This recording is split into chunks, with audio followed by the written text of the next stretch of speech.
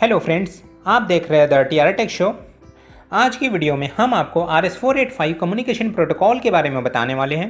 RS232 and RS485 में क्या difference है यह भी आपको बताने वाले हैं। RS485 मॉड्यूल को माइक्रो कंट्रोलर के साथ एंड कंप्यूटर के साथ कैसे इंटरफेस किया जाता है, इसको यूज़ करके डेटा कैसे ट्रांसमिट किया जाता है, यह सारी डिटेल्स आपको आज की वीडियो में मिलने वाली है। तो चलिए वन बाय वन स्टार्ट करते हैं। सबसे पहले हम थ्योरी पार्ट कंप्लीट कर लेते हैं।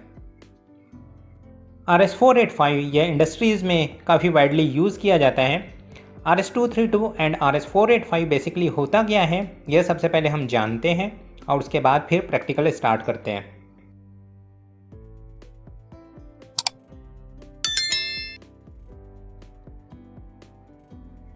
फ्रेंड्स, अब आपको सीरियल वायर कम्युनिकेशन के बेसिक्स बताते हैं। RS232 RS485 में बेसिकली मेजर डिफरेंस क्या है और उनके एप्लीकेशन एरियाज़ क्या हैं यह अब आपको हम बताने वाले हैं। ये जो स्लाइड्स है इसमें वन बाय वन सारी इन्फॉर्मेशन शो होने वाली है। RS232 एंड RS485 दोनों ही सीरियल कम्युनिकेशन स्टैंडर्ड है जो इंडस्ट्रीज़ में यूज़ होते हैं। सेंसर डेटा लॉगिंग के लिए हम दोनों ही प्रोटोकॉल को यूज़ करते हैं। इसके अलावा medical equipments, scientific instruments, robotic arm, remote display system, यहाँ भी इन दोनों प्रोटोकॉल को हम यूज़ करते हैं। अब हम इन दोनों का मेजर डिफरेंस देख लेते हैं। जो बेसिक डिफरेंस है उसमें सबसे बड़ा डिफरेंस तो ये है कि इनका जो ऑपरेटिंग डिस्टेंस है उसका सबसे बड़ा डिफरेंस है। इसके अलावा वोल्टेज लेवल में भी डिफरेंस है, इनके कॉन्फ़िगरेशन में भी डिफरेंस है, इनके मोड ऑफ ऑपरेशन में भी डिफरेंस है और ट्रांसमिशन रेट में भी डिफरेंस है। RS485 लॉन्ग डिस्टेंस कम्युनिकेशन के लिए हम यूज़ करते हैं, जबकि RS232 शॉर्टर डिस्टेंस के लिए यूज़ किया जाता है। अब कुछ और इन्फॉर्मेशन हम RS232 एंड RS485 के बारे में आपको इस स्लाइड्स में शो करने वाले हैं। आप उसे वन बाय वन देखिए। जैसे ये दो डिवाइसेस के लिए ही यूज़ किया जाता है। इसमें जो वोल्टेज लेवल है वो -3 से -25 एंड +3 से +25 वोल्ट के होते हैं। एडवांटेज एंड डिसएडवांटेज भी यहाँ अभी हमने आपको शो किया है। वैसे ही 485 जो मॉड्यूल है वो more than 2 points up to 32 points के लिए हम इसको यूज़ करते हैं। नंबर ऑफ डिवाइस आप यहाँ पे कनेक्ट कर सकते हैं, अप टू 32 डिवाइसेस आप इसके थ्रू कनेक्ट कर सकते हैं। डिफरेंशियल वोल्टेज लेवल पे यह काम करता है ए एंड बी पॉइंट पे, और जो लॉजिक लेवल्स है वो -200 मिलीवोल्ट से +200 मिलीवोल्ट्स के थ्रू रिप्रेजेंट किया जाता है। इसके एडवांटेज एंड डिसएडवांटेज भी यहाँ दिए हैं। यह जो किट आप देख रहे हैं, इस किट में आप देखोगे एक डी टाइप कनेक्टर दिख रहा है। यह 9 पिन का डी टाइप कनेक्टर होता है जो RS232 प्रोटोकॉल के लिए यूज़ किया जाता है। इसमें काफ़ी सारे इलेक्ट्रॉनिक कंपोनेंट्स दिख रहे हैं। उसमें से जो सबसे इम्पॉर्टेंट कंपोनेंट है वो है MAX232 IC। यह जो MAX232 IC है इसके थ्रू TTL जो आउटपुट आता है माइक्रो कंट्रोलर से वो RS232 प्रोटोकॉल में कन्वर्ट हो जाता है। वैसे ही एक 4852 TTL कन्वर्टर मॉड्यूल भी आता है।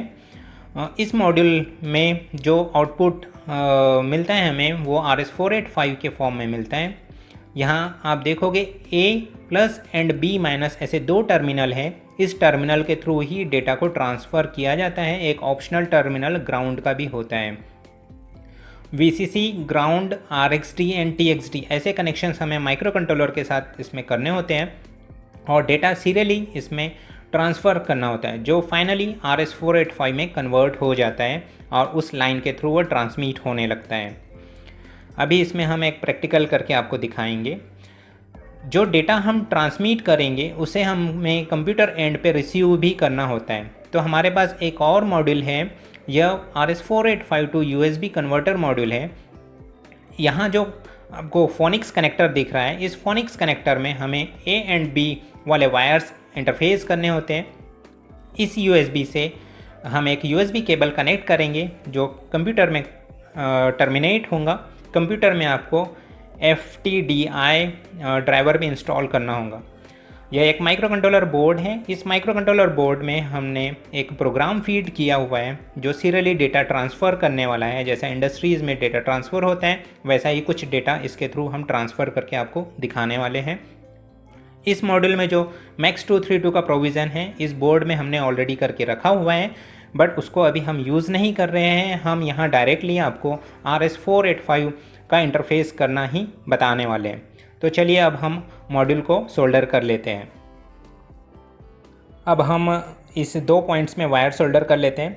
A+ में एक वायर सोल्डर करते हैं, वैसे ही B- में भी एक वायर हम सोल्डर कर लेते हैं। जो थर्ड पॉइंट है वो ऑप्शनल है, उसको आपको अभी कुछ नहीं करना है। जब आप काफ़ी लॉन्ग डिस्टेंस कम्युनिकेशन करना चाहते हैं तब केबल का जो शील्ड है वह उस वायर के थ्रू उस पॉइंट के थ्रू हम सोल्डर करते हैं। अब यह जो बोर्ड है माइक्रो कंट्रोलर बोर्ड, इसमें ये जो 2 वायर्स आपको दिख रहे हैं इससे हम सप्लाई टैप करने वाले हैं +5 वोल्ट एंड ग्राउंड। इस मॉड्यूल को हम प्रोवाइड करेंगे। इस मॉड्यूल में जहाँ VCC लिखा हुआ है वहाँ आपको +5 वोल्ट प्रोवाइड करना है, जो हम इस केबल के थ्रू दे रहे हैं जंपर वायर के थ्रू। और वैसे ही अभी हम एक और ये पावर सप्लाई वाला कनेक्शन कंप्लीट कर लेते हैं। तो इस तरीके से अभी हमारा ये कनेक्शन कंप्लीट हुआ है। अब हमें क्या करना है, RxD TxD या जो TTL लाइन है इसके भी कनेक्शंस करने हैं। इसमें एक चीज़ आपको ध्यान रखनी है, माइक्रो कंट्रोलर का जो RxD पिन है वह इस मॉड्यूल के RxD पिन पे ही इंटरफेस होना चाहिए। वैसे ही माइक्रो कंट्रोलर का जो TxD पिन है वह इस मॉड्यूल के TxD लाइन पे ही इंटरफेस होना चाहिए। तो हम वैसे ही यहाँ पे कनेक्शन कर ले रहे हैं। MAX232 के केस में वह अल्टर्ड रहता है। इस वजह से अभी ये कनेक्शंस हमारे यहाँ कंप्लीट हो गए हैं। अब हम इस मॉड्यूल में जो A+ एंड B- वाली जो 2 केबल हमने सोल्डर किया था इसे 4852 USB कन्वर्टर मॉड्यूल जो है उसके साथ इंटरफेस करेंगे। यहाँ आप देखिए A एंड B ऐसा नोटेशन दिया हुआ है, उसी टर्मिनल पे हम इसे कनेक्ट करेंगे, A के साथ एंड B के साथ। तो अब इसको हम यहाँ पे टर्मिनेट कर देते हैं। ये टर्मिनेशन कंप्लीट होने के बाद हम इसे कंप्यूटर से इंटरफेस करेंगे। कंप्यूटर में हमारे पास एक वर्चुअल कॉम पोर्ट है, उस वर्चुअल कॉम पोर्ट पे आपको डेटा ट्रांसमिट करके दिखाएंगे। आपको वर्चुअल कॉम पोर्ट एक्टिवेट करवाने के लिए टर्मिनल सॉफ्टवेयर इंस्टॉल करना होगा और इसका रिस्पेक्टिव ड्राइवर सॉफ्टवेयर भी इंस्टॉल करना होगा, तभी कहीं जाके आप जो डेटा ट्रांसमिट हो रहा है वह देख पाएंगे। तो इस वजह से अभी हमारे ये कनेक्शंस कंप्लीट हो गए हैं। ये देखिए आप, सारे कनेक्शंस हमारे कंप्लीट हो चुके हैं। माइक्रो कंट्रोलर एंड वाले सारे कनेक्शंस हमारे कंप्लीट हो चुके हैं। अब हम इस मॉड्यूल को PC से इंटरफेस करेंगे। PC से इंटरफेस करने के लिए हम RS485 USB कन्वर्टर मॉड्यूल को यूज़ करने वाले हैं। साथ में एक USB केबल भी हम यहाँ लगाने वाले हैं।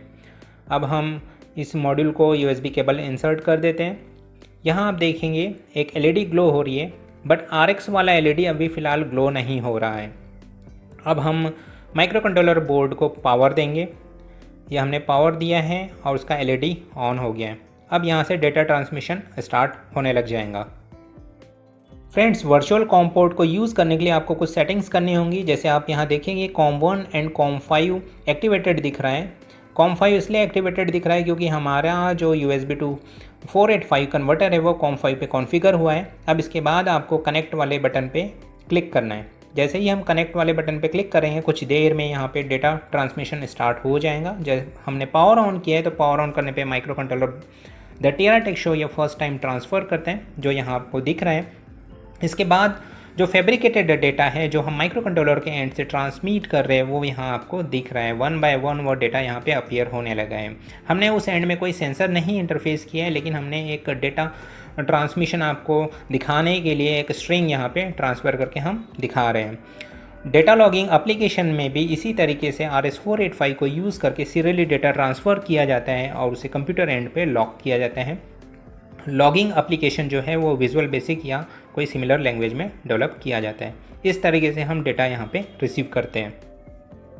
फ्रेंड्स, आप एक चीज़ नोट करोगे, इस मॉड्यूल में TxD LED ग्लो हो रही है और इस 4852 USB मॉड्यूल में RX LED ग्लो हो रही है। इसका मतलब ये है कि इनके बीच में कम्युनिकेशन इस्टेब्लिश हो गया है और ये कंटिन्यूसली डेटा ट्रांसफ़र कर रहे हैं। अगर फ्रेंड्स आपको यह वीडियो पसंद आई है और ये कंटेंट आपको अच्छा लगा है तो आप प्लीज़ इस वीडियो को शेयर कीजिएगा, और अगर आपने चैनल सब्सक्राइब नहीं किया है तो हमारे चैनल को भी सब्सक्राइब कर दीजिएगा। Thank you, bye bye.